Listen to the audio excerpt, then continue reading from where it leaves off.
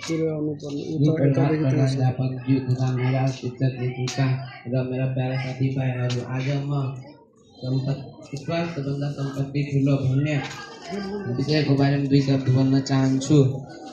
सम्पत्ति भए मानिस जहाँ पनि घुम्न र जान सक्छ।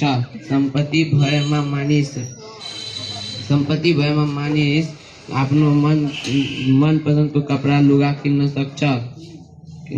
तर स्वास्थ्य भएमा हामीहरूको शरीर मात्र स्वास्थ्य र निरोगी रहन्छ, तर हामीहरू केही कुरा किन्न सक्दैन। सम्पत्तिले हामीहरू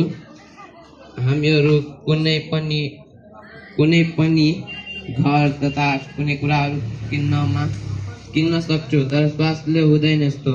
स्वास्थ्य भए मानिसको शरीर मात्र निरोगी रहन्छ, तर सम्पत्ति भए मानिस जे चाहे त्यो गर्न सक्छ। सम्पत्तिले मानिस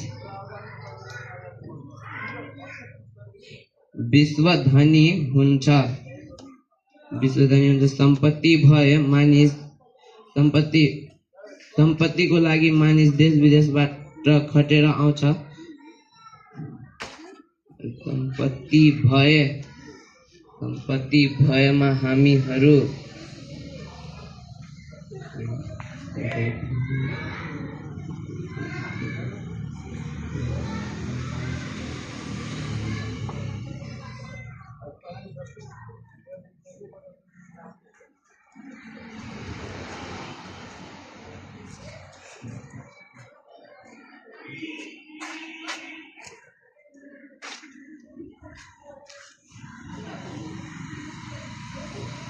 धन्यवाद।